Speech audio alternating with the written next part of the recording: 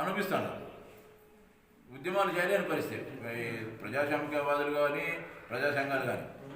మరి అట్లనే గత ప్రభుత్వాల కాలంలో ఏదో నెలకు 2 నెలలకు బహుజనుల మీద దాడులు చేస్తానే. ఈ దాడులు అత్యాచారాలు హత్యలు మీరు చేస్తాంటే నిరసన వ్యక్తపరిచి వాళ్ళు ఏదో కఠినంగా శిక్షించాలని చెప్పారు. మరి ఇప్పుడు వైసీపీ మన గౌరవ ముఖ్యమంత్రి జగన్మోహన్ రెడ్డి గారు అధికారంలోకి వచ్చిన తర్వాత ఈ 33 నెలల కాలంలో మనం చూస్తే రోజు కనీసం అంటే రాష్ట్ర వ్యాప్తంగా ఎక్కడో చోట ఒక 5-6 ఘటనలైనా జరుగుతాయంటే మీరు చూడండి. కావాలంటే సోషల్ మీడియాలో కానీ ఎలక్ట్రానిక్ మీడియాలో కానీ ప్రింట్ మీడియాలో కానీ రోజు ఒక 5-6 ఉంటాయి. మరి దీనికి ఏదో ఒక చోట అయితే చేయొచ్చు దాడులు, అన్యాయము, దుర్మార్గము, వెంటనే దెబ్బలు భారీ స్థాయిలో బాధించారు. చిన్న అంశం ఇంటి పక్క నుండి ఏదో నీళ్ళు తల్లి అనుమోదన సంఘటన వస్తే వాళ్ళు ఒక మాట అన్నారని వీళ్ళు ఒక మాట అన్నాళ్ళకి నాయ బ్రాహ్మణులు నువ్వు మేము అంటాము మీరు పడాలా, మీరు మమ్మల్ని మాట్లాడతారని దొరవేడిన ఉన్న నాయ బ్రాహ్మణుల మహిళను కొట్టడం జరిగింది. నేను నిన్న రాజమండ్రిలో పోతే అంటే ఈ లెక్కన ఎక్కడ పడితే ఇంకా రానివని ఎన్నున్నాయో. మరి ఈ మధ్యన మనం చూసాము ముదుగుపులో ఒక అతను అధికారిని ఫోన్లో బెదిరించే ఫోన్లో ఇష్టం వచ్చినట్టు మాట్లాడు. అట్లా కళ్యాణపల్లిలో కూడా మాట్లాడు. అంటే ఇది ఉద్యోగులు కారువారు అనే అంశమే కాదు, అది భారీ స్థాయిలో ఈ అధికారం అనే మందంతో ఈ అహంకారంతో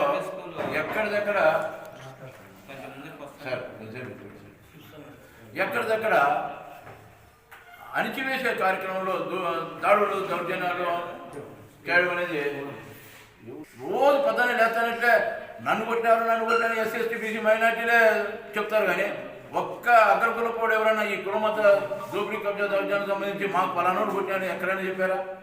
కొట్ల చెప్పరు, అది జరగదు. అది అంటే పాలించే వాళ్ళు ఎప్పటికీ దెబ్బలు తినరు, పాలింపబడే వాళ్ళు దెబ్బలు తింటారు ఓట్లేసిన నేరానికి. దీని నుంచి మనం బయటపడాలా. మరి తిన్నమో ఎవరు ఎక్కడైనా మనం చేసేటట్టుంది విధంగా. అందుకని రాజ్యాధికారి దిశగా మనం పోవాల్సినటువంటి అభినందనలు తెలుపుతున్నాం. గ్రామీణ స్థాయి నుండి ఈ యొక్క ఇప్పుడు ఉదాహరణకి నాయి బ్రాహ్మణ మంగళి ఈ కులానికి ఒక సంఘం, చాకలలో ఒక సంఘం, రజకులకి బోయలకు ఒక సంఘం. దాదాపు ఈ యొక్క భారతదేశంలో వర్ణ వ్యవస్థ, వర్గ వ్యవస్థ, ఆర్య బ్రాహ్మణ భావాజాలంతో ఏర్పడినటువంటి ఈ భారతదేశంలో ముఖ్యంగా మనం బహుజనులు వెలగబడడానికి కారణము ఈ కుల వ్యవస్థ, వర్గ వ్యవస్థ, లింగ వ్యవస్థ. ఇది అందరికి తెలిసినటువంటి విషయం. దీనికే బౌద్ధం, తాత్వికం సామరస్యంగా ఉండాలనేటువంటి సమానత్వం ఉండాలనేటువంటి విధానంతోనే బాబాసాహెబ్ అంబేద్కర్ గారు బౌద్ధం అనేటువంటిది సంస్కరణ జరుగుతుందని బౌద్ధ మతం స్వీకరించినటువంటి పరిస్థితి. మహాత్మా పూలే గారు ఈ యొక్క కుల వ్యవస్థ, వర్గ వ్యవస్థ, లింగ వ్యవస్థ వ్యతిరేకంగానే సత్య శోధక్ సమాజ్ సంస్థ ఏర్పాటు చేసినటువంటి పరిస్థితి. ఈనాటికి ఇప్పుడు గోవింద్ గారు చెప్పారు, అక్కడక్కడ సంఘటనలు రోజు జరుగుతూనే వస్తున్నాయి, జరుగుతూనే ఉంటాయి కూడా. దేనికంటే మహోత్తరమైనటువంటి ఓటు అనేటువంటి ఆయుధాన్ని బాబాసాహెబ్ అంబేద్కర్ గారు మనకు కల్పిస్తే మనం ఆ ఓటుని 500, 1000, 2000 రూపాయలకి భవిష్యత్తులో 10,000 రూపాయలు కూడా అమ్ముకుంటే పరిస్థితులు ఏర్పాటు చేసినటువంటి పరిస్థితులు. దీనికంతా కారణం ఏంటి? మనలో ఉన్నటువంటి రుగ్మతలే, మనలో ఉన్నటువంటి పరిస్థితులే, మనలో ఉన్నటువంటి బానిస పీడనాలే దీనికంతా కారణం. కనుకనే కుల సంఘాలు కాదు, మత సంఘాలు కాదు, ఈ భారతదేశంలో పుట్టినటువంటి భారతదేశ మూల నివాసులంతా బహుజన నినాదంతో బహుజనులని ఏ రోజైతే బయటకు వస్తారో ఆ రోజే రాజ్యాధికార దిశగా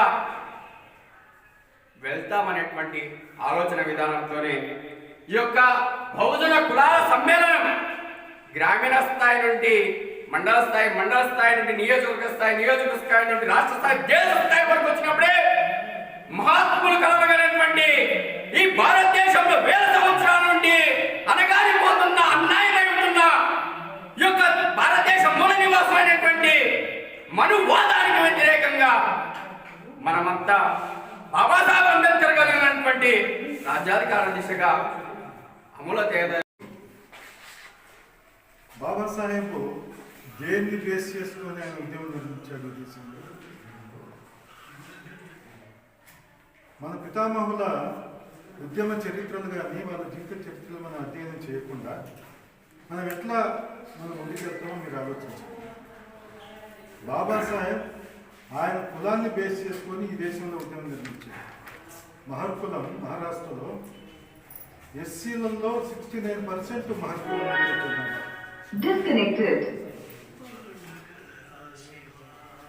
ఆయన కులాన్ని ఉపయోగించుకొని ఆయన కులాన్ని చైతన్యం చేసుకునే క్రమంలో మిగతా ఎస్సీ కులాలను కూడా దగ్గరికి తీసుకొని మాంగులను కానీ చమర్లను కానీ దగ్గరికి తీసుకొని ముఖ్యంగా వాళ్ళ కోసం వాళ్ళ యొక్క అభివృద్ధి కోసం పనిచేసే క్రమంలో ఆయన బహుజన ఉద్యమాన్ని నిర్మించాడు.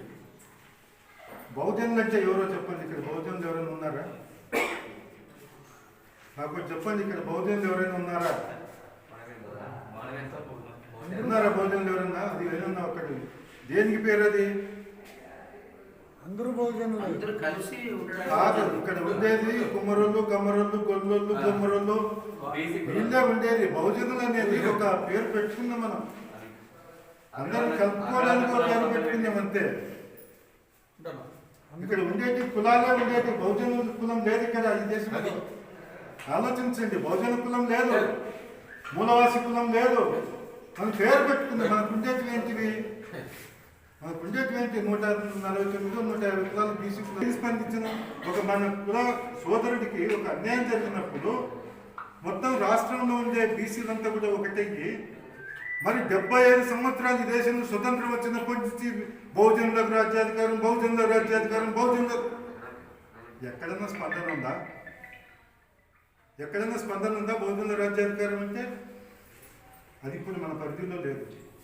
బహుజనుల రాజ్యాధికారం మన పరిధిలో లేదని, మన పరిధిలో ఇప్పుడు మనం ఎట్లా యునైట్ అవుతాము? ఇప్పుడు ఖమ్మంలో 3%, రెడ్లు 6%. మరి 6% ఎందుకు యునైట్ అయినారు? ఖమ్మంలో 3% యునైట్ అయినారు. రకరకాల పార్టీలో ఉన్నారు వాళ్ళు, రకరకాల పార్టీలు నిర్మించినారు, రకరకాల సంఘాలను నిర్మించినారు. లోపల బయటనేమో వాళ్ళు ఉండిపోయినట్టు మనకు కనిపిస్తారు, వివిధ పార్టీలలో వాళ్ళు ఉన్నట్టు.